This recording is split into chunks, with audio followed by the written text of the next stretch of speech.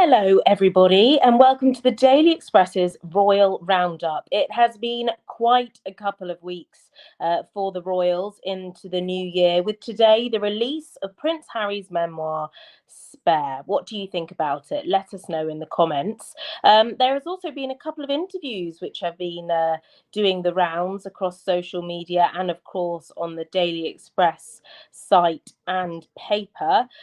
So we are going to now play a couple of clips from it. One of the criticisms that you've received is that, well, okay, fine, you want to move to California, you want to step back from the institutional role, why be so public? You say you tried to do this privately. And every single time I've tried to do it privately, there have been briefings and leakings and planting of stories against me and my wife. You know, the family motto is never complain, never explain, but it's just a motto. And it doesn't really hold. There's a lot of complaining and a lot of explaining. Endless. Private being done through leaks. Through leaks. They will feed or have a conversation with the correspondent. And that correspondent will literally be spoon-fed information and write the story. And then at the bottom of it, they will say that they've reached out to Buckingham Palace for comment. But the whole story is Buckingham Palace commenting. So when we're being told for the last 6 years, we can't put a statement out to protect you, but you do it for other members of the family, there becomes a point when silence is betrayal. So, of course, we are joined by Daily Express's royal correspondent, Richard Palmer. Richard, hello. Hi. Happy New Year. Happy New Year. It's been quite a few days, hasn't it, with all of these interviews and bombshells coming from Prince Harry. Still nothing from the royal family yet, but we've got lots to go over today. So I guess in brief, let's talk about the accusations and some of the main points which have come across from Prince Harry's memoir and interviews. Talk us through that. Gosh, I'm punched. I know. I don't know where to start. I think a lot of us who've been covering the royal family for a number of years, we're still sort of shaking ourselves and saying, have these last few days really happened? It's some extraordinary stuff. Prince Harry has really let rip. I have to say that, when you read the book, of course, you get a much more rounded picture. Naturally, we in the media are going to concentrate on the juiciest bits, the most controversial bits, and I think I'm going to write a review for the paper on the book, and you can give it a bit more of a balanced assessment of it all once you've seen the book in its entirety. But even so, he really has gone for his family. He's particularly gone for Prince William and also the Queen Consort, Camilla, has really come in for some strong criticism from him.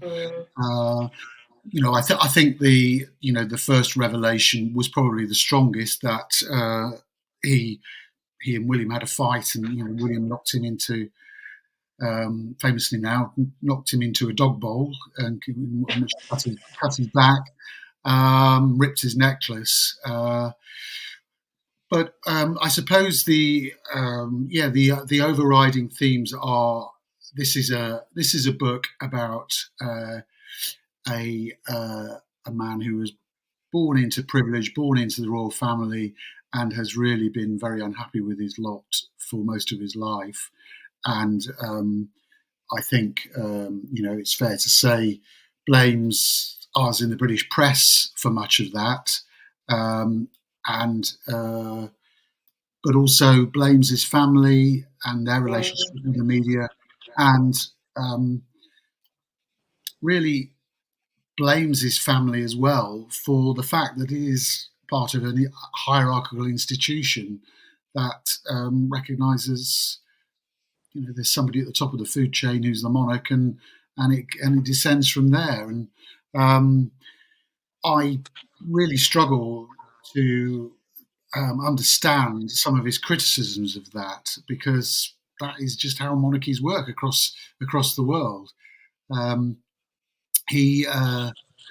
He's somebody who's clearly I don't think he's clearly not very well. I don't think he. I think he's a very damaged person by his upbringing, by his experiences.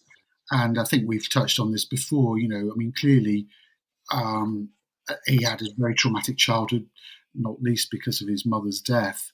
And he's reacted one way, Prince William has reacted another. Of course, he doesn't portray William in a particularly favourable light in much of his book, although he clearly still loves his brother and loves his family. But what's also clear is that they're probably more estranged than they've ever been before, all of them now. I mean, as usual, he's got supporters. We've got comments here saying, "Go, Harry, we're right behind you. Keep speaking the truth." So, I mean, I guess from his side of perspective, isn't it, Richard? He is now having his voice. How much of a tricky game do you think that is, playing with the fact that he still has his titles? Does that hold any kind of I guess, authority over what he can and can't say, because he seems to have no filter? Well, yes, that's a good description, no filter. It's one I've heard a number of times in the last few days. I think this book is going to have huge consequences for his future relationship with the rest of the royal family. There's been a bit of an obsession with, can they reconcile? I've never really thought that there is a proper chance of reconciliation between the brothers, and really between Harry and Meghan and the rest of the family. Certainly as an institution, because they decided that you couldn't be half in, half out, and clearly he's still holding out hope of some sort of role in the future. I mean, I think that has been quite interesting in the last few days, certainly in some of the television interviews he's done, that he would really still like to have a role representing the monarch in the Commonwealth, but to be doing it while based abroad, and doing it part-time, and still earning money, and really earning money off his royal status. And I think that's a very difficult balancing act. I think I think there are many things that he gets wrong in the book, from my own experience, I think he fundamentally misunderstands the relationship between royal correspondence and the palace. And he seems to think that there's a constant process of feeding the family, feeding the media stories to do him down, and that's not, in my experience, true at all. I think there was a period in the late 90s, early 2000s, when one particular royal aide, Mark Bolland, was doing that, not particularly aimed at him. There were other members of the family who were targeted at that time, but that doesn't seem to me to have been their modus operandi since those days. He also fundamentally misunderstands. I've seen him talking. This was more in the Netflix series, about pictures of him being worth thousands, and it's just that's no longer the case. As far as I'm aware, you're talking hundreds normally, perhaps a couple of £1,000 for an exclusive picture that tells you something particularly new and interesting about them as a couple. But his figures are way off, and he's just he's cast a lot of aspersions in that book, and I'm not sure a lot of them are true. So, sorry to interrupt you, Richard. I mean, where do you think he's getting this information from then? Because he's obviously not got very good communications now with his other members of the royal family. Where is he getting these ideas from? I honestly don't know. I mean, he names particular people in the book who he thinks were leaking stories, and I'd be very surprised if they were. They certainly didn't leak stories to me. I think there's a real. I'm sorry if I'm repeating myself from the other week, but No. a real difference between, on the one hand, somebody setting out as part of a media strategy to feed negative stories about their son or their brother via members of staff. That on the one hand, and what I think has happened over the years is that gossip has leaked out from people just because it's become widely known that staff were unhappy with the way that Harry and Meghan treated them, for example, but also I think what has also happened is that on occasions, when particularly in reaction to something they've said and done, then people at the palace have either formally on the record or sometimes officials behind the scenes may have briefed and said, look, this we don't think that's true, and that's the family is alarmed by this or whatever. But that's a lot different from deliberately setting out to do somebody down as part of a strategy.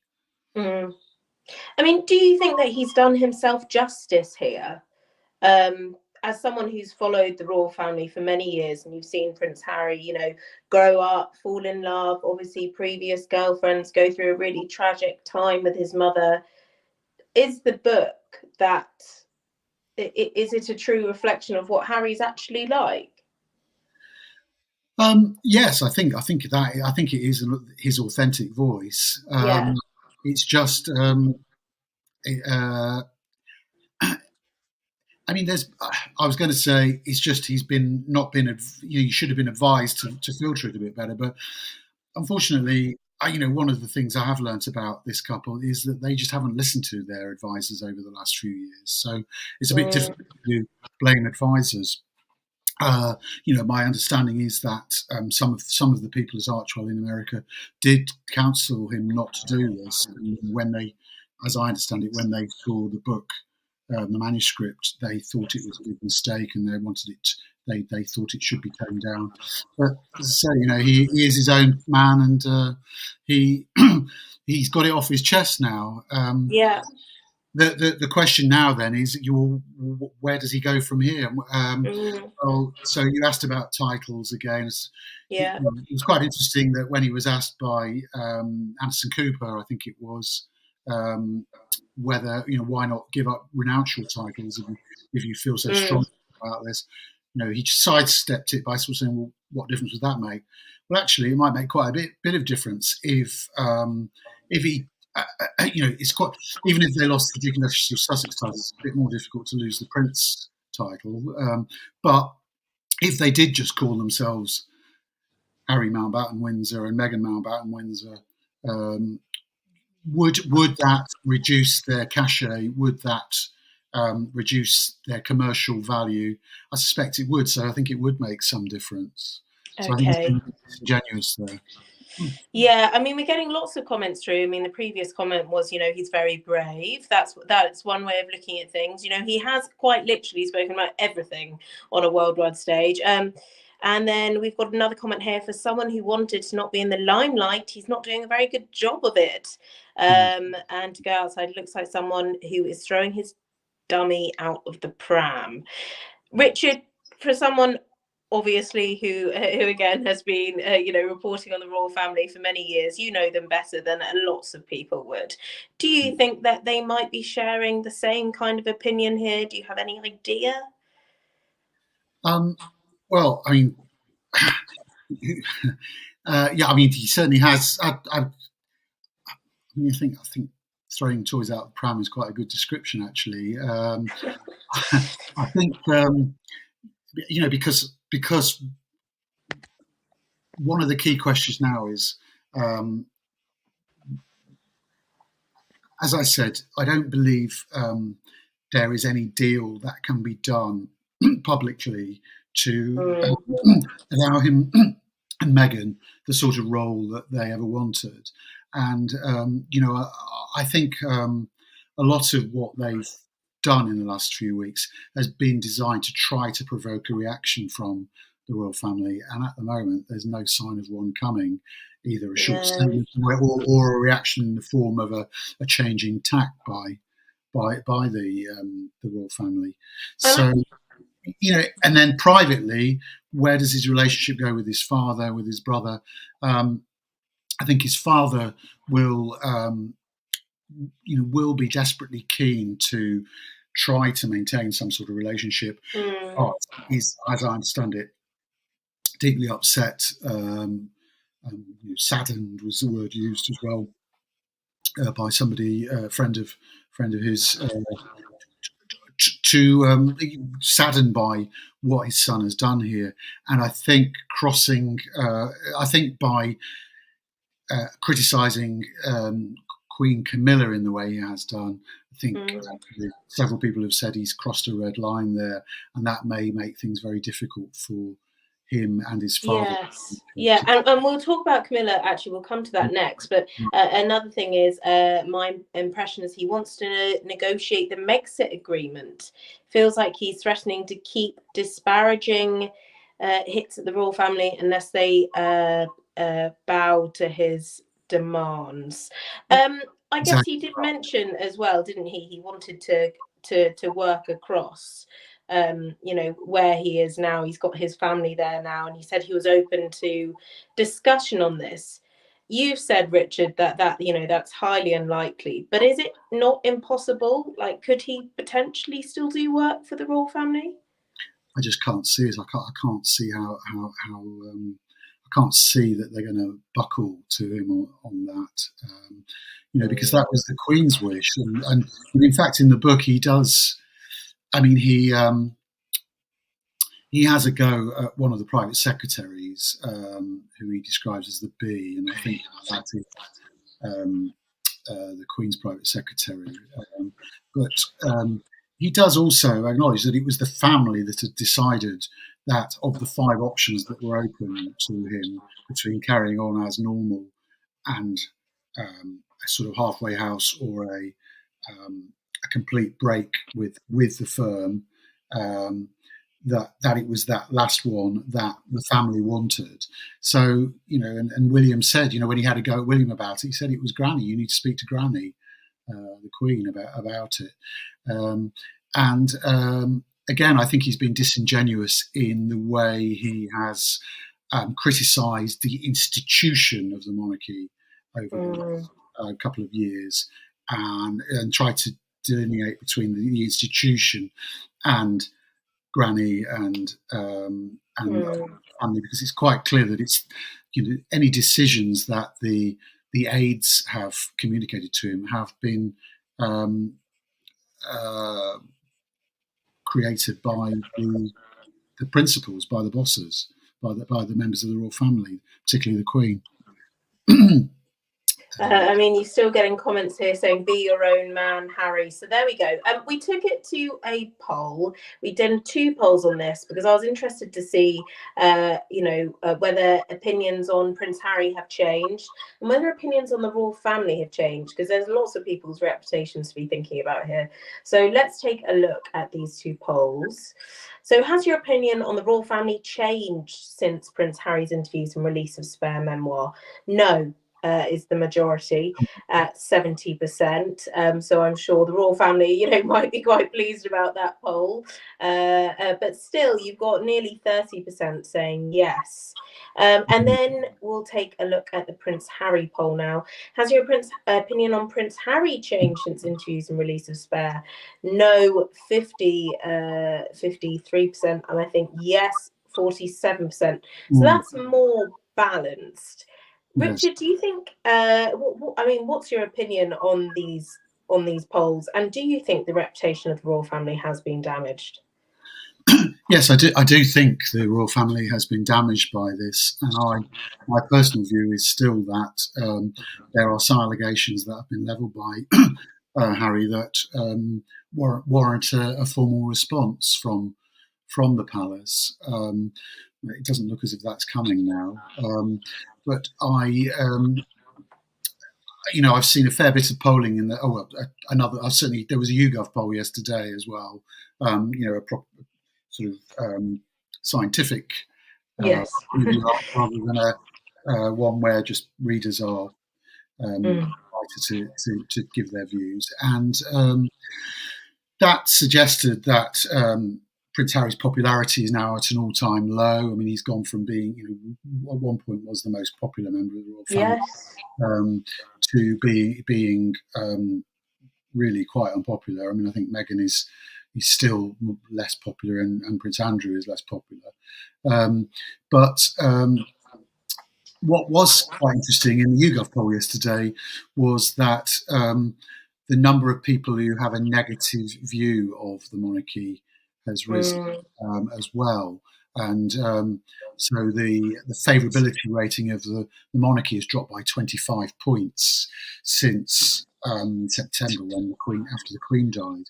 So that ought to be that should be a cause for concern, I think, for the palace, that this is having an effect on the popularity of the monarchy.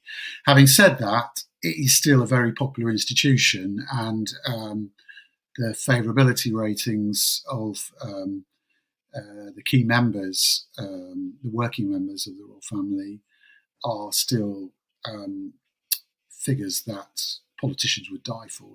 None of our politicians. Do you think King Charles will be listening to any of these YouGov polls and will be genuinely, I guess, interested in any of this? Or will this sort of, will just be a byproduct of what he expected? I'm sure some of it is being fed back to him, but of course the advantage that the King and other members of the royal family always have in these situations is that they're playing the long game. That in all but exceptional circumstances, I'm thinking about Prince Andrew, having to quit. In general, they can just think, well, I'm deeply unpopular at the moment, but it'll pass, and we just carry on doing what we've always done, and sooner or later the public mood will change. And you see that, you go back to the 1970s and 80s, and Princess Anne was pretty unpopular at times, and Edward and Sophie have been pretty unpopular, and that's no longer the case now. So I think that will also be part of the equation for them. I mean, these popularity scales do change, as you've just said, Richard.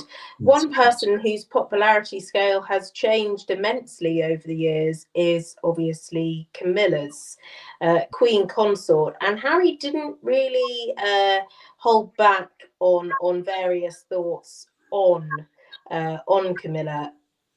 Tell me then what this means, because I remember you saying a couple of weeks back, if he speaks about Camilla, then that's the King's red line, and obviously he has done.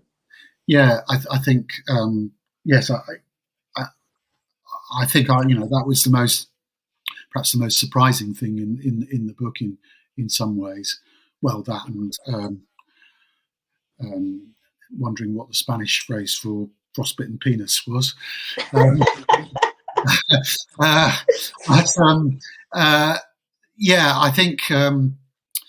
think he. I think as I said, I think the King. This will temper the King's desire to reconcile behind the scenes with Harry, up to a point. I mean, I do think that he will still invite the Sussexes to the coronation. Okay. And again, he's. I was going to touch on this again. I think he's made it clear that he's got no desire to strip them of their titles, and whilst they could just stop using any royal titles in practice, legally there is no way of removing them from them at the moment. It would need a change in the law, and that would need to be supported by the government in practice. The government doesn't want to do it because the king doesn't want to do it. And, you know, perhaps the king thinks that would open up Pandora's box, if I may use that phrase. Very good. To politicians in the future deciding that whoever's the unpopular member of the royal family at that particular time should have their title stripped from them. So, yeah, I think that's where we're at with that. I get, but other than having a chat with Harry behind the scenes, and I guess he can't strip him of the titles. What else can he do? Well, I think if he doesn't invite them to the coronation, whilst a lot of people in the UK would support that idea, I think it would look a little bit small-minded, a bit petty, and I think a royal commentator, Richard Fitzwilliams, was saying this to me yesterday, that he thought it would be a good tactic for the king to invite them, because then the ball is in their court, and if they choose not to come, then it's they who look petty and small-minded. Yes, okay. And that's King Charles' relationship with his son, but what about Camilla's relationship with Harry? Well, it doesn't really seem to be much of a relationship, does it, at the moment? In fact, with none of them. I mean, in the interviews he did yesterday, in one of them, he said he's no longer texting his brother. He's not really spoken to him for quite a while. Hasn't spoken to his father for quite a while, and he hasn't spoken to Queen Camilla for quite a while. And he, it's clear that he is still quite fond of her, and that they get on a superficial level quite reasonably well. But it's just that he bears this grudge about some of what's gone on in the past, and there are some quite interesting allegations made there about stories being leaked. I mean, there's one I noticed where he's alleging that a member of Charles and Camilla's staff I think it was in 2019, leaked a story. It might not be 2019. Anyway, leaked a story about him going on a shooting trip to Germany as a director, sort of shooting wild boar. I think he shot 15 wild boar, and he said it was a sort of private trip to work with German farmers on sort of animal conservation, if you like, and but it was sort of presented as this sort of toff going off shooting wild boar willy-nilly, and was a damaging story for him. He says that story was a direct trade-off from somebody in the then Prince of Wales and Duchess of Cornwall's household to stop the press writing about the activities of Tom Parker Bowles, Camilla's son, who he says was gadding around London generating tawdry rumours. Now, I've no idea what exactly those rumours are. No. And I find it really quite... I would be astonished if that were true. So I don't know what evidence he's got of that. But again, that is going to hurt her because it's her children being dragged into this, and they, as far as they're concerned, they're not really public figures. They're not publicly funded, and they have their own lives to lead. And Camilla stays pretty quiet. Obviously, she speaks about organisations that she wants to talk about. And in one interview, he did actually commend her work with domestic violence victims. So he has made note of that on one occasion. But do you think now that he's obviously spoken about her at such depth, will she ever speak out personally, or will she just leave that to Charles? It's very hard to know what goes on behind the scenes sometimes. I'm sure at some point in the future they will meet again as a family, and there will be polite conversations. But she doesn't strike me as somebody who is going to take it up with, get on the phone, take it up with him, and start ranting down the phone to him. I just think I think she'll be quite hurt by all of this. And obviously, Meghan is, married to Harry. This is obviously all of Harry's memoir. But does Meghan have anything to do with any of the family? At one point she got walked down the aisle by Charles. Yeah. So did she have any direct line of contact at all? Not at the moment, as far as I'm aware. No, I mean, there's just no real contact between them all. I mean, what is quite interesting is, how much information he's about what went on in the family he's put into the public domain now. And if you think back to Meghan taking action against the Mail on Sunday for publishing a letter that she wrote to her father, and then her father gave it to the Mail on Sunday. Well, Harry's published text messages that Kate sent to Meghan when there was this dispute over bridesmaids' dresses before the Sussex's wedding, and of course put a lot more private information into the public domain, including some of the private conversations he's had with William, about William's relationship with his father suffering at times, and all sorts of other things. So it's and also spoken about William's wedding as well. And I think there's one bit where he says he could smell alcohol on his breath or something like that within the book. Yes. So he's not held back on his relationship with his brother. Do you think his brothers come out worse of all of this, Richard? Well, I think as far as I've seen in terms of polling so far, and just anecdotally, certainly among people I know, I think Harry has come out worse from it all, because I certainly know quite a few people who had some sympathy with him, and particularly people who aren't particularly fans of the monarchy, and those people have just lost all sympathy with him now. Right. I think William is damaged by it. I think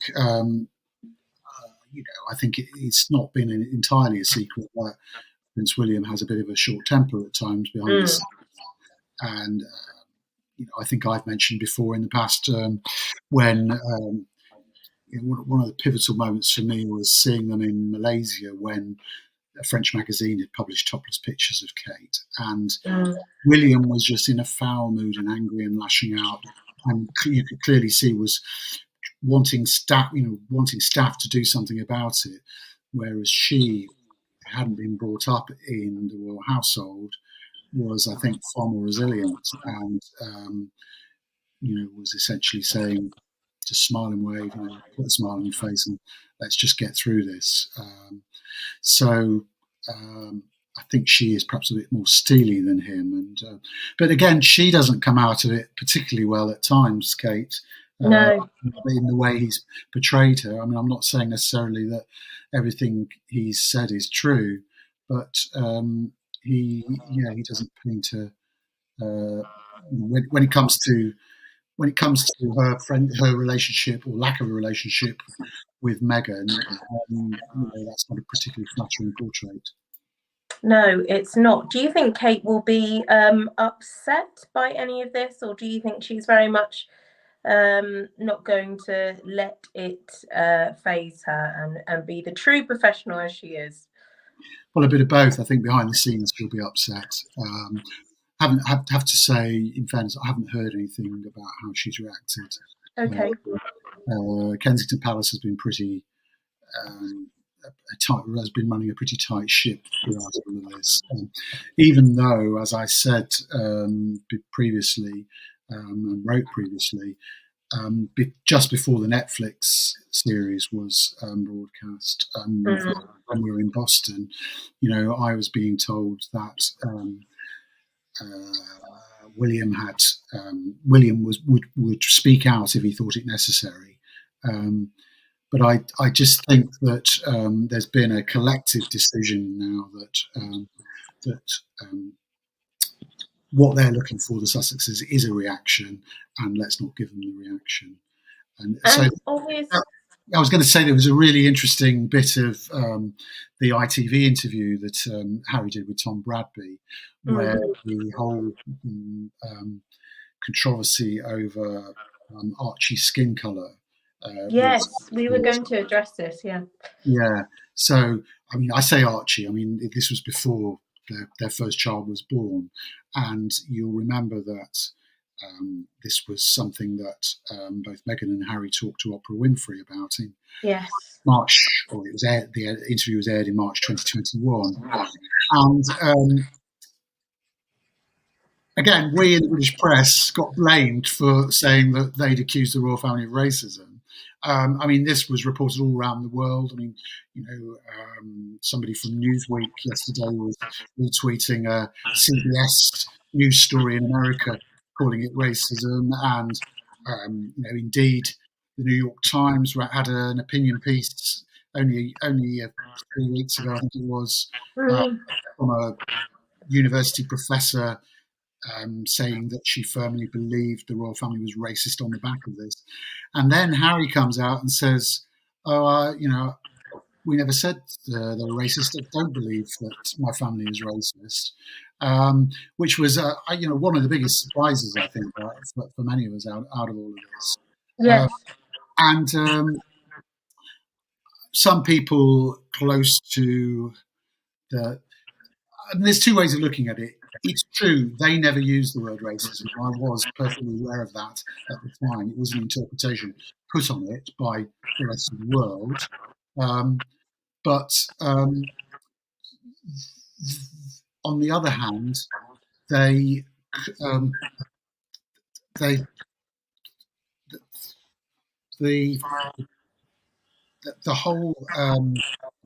whole tenor of the discussion with Oprah Winfrey and afterwards, was designed to accuse the royal family of racism. And indeed, in their Netflix series, they had a historian on talking about the royal family's links with slavery and whatever, and they had somebody saying that the Commonwealth was essentially British Empire Mark II. And none of it adds up, because at the same time, they're saying, well, we'd still like to do something with the Commonwealth. Just curiouser, really. And then, one of the things that struck us was, so you've got between March the 7th, 2021, and 2 days ago, they had so many opportunities to correct that misconception that they were accusing the royal family of racism, and they never did. Why didn't they? Well, we think it was because it was convenient for them not to do that. And then you will have also seen that in that Tom Bradby interview on ITV, he also mentioned Lady Susan Hussey, and said that they both were both really liked Lady Susan Hussey, and didn't think she. They understood why she'd said what she'd said. It was unconscious bias.